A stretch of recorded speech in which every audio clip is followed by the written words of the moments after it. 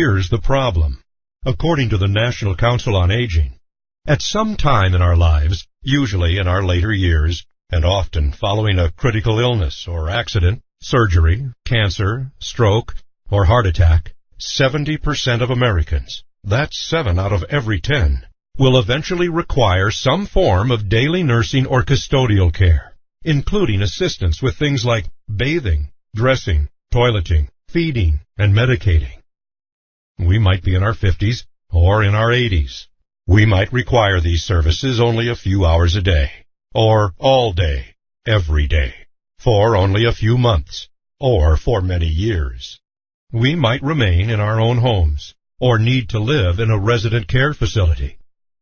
But these expenses are not covered by health insurance or Medicare, and according to the U.S. Department of Health and Human Services, the average cost for resident nursing care is more than $6,000 a month, and the cost for in-home nursing care is at least $3,000 a month. But those costs are expected to double or even triple over the next 20 or 30 years, which could easily deplete your savings or use up all of your retirement income and even force you to sell your home.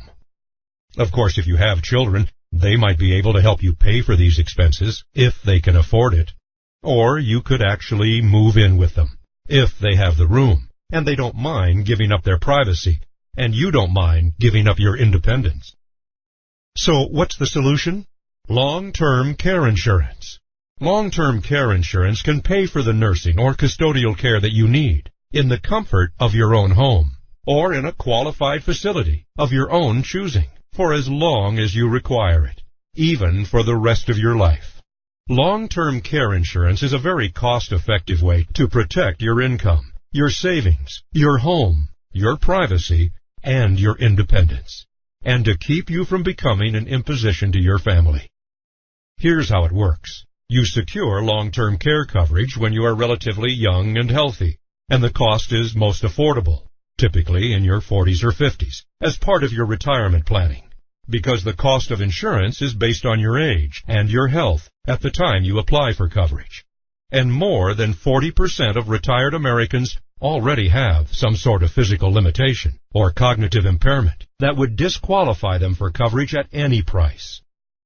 But if you have insurance coverage and you need long-term care at any age, even before you retire, you can submit the bills to your insurance company and let your coverage pay those expenses for you without spending any of your own money.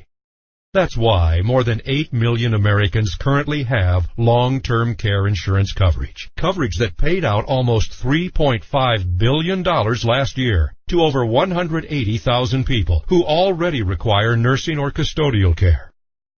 For example, Pete and Marie were in their 70s when Pete's diabetes and arthritis put him in a wheelchair. At first, Marie helped him as best she could, but within 2 years, she could no longer care for him by herself. And although his mind was still healthy, his body wasn't. So she had no choice but to move Pete into an assisted living residence at a cost of $4,800 a month. But Pete and Marie had long-term care insurance that paid for it. So they were able to preserve both their income and all their assets, which also meant that Pete maintained his dignity and lived comfortably, while Marie maintained her independence and didn't need to move in with her daughter. And Pete lived in that nursing home for 9 more years before he passed on, which meant that the insurance paid out more than $500,000 for Pete's care and comfort. So, ask yourself this. Do you want to become a burden to your family? Do you want to risk your savings, your income, even your home, to pay for nursing and custodial care, or assisted living expenses? Or does it make more sense to insure those expenses and protect both your financial security and your independence without becoming an obligation or imposition to your family?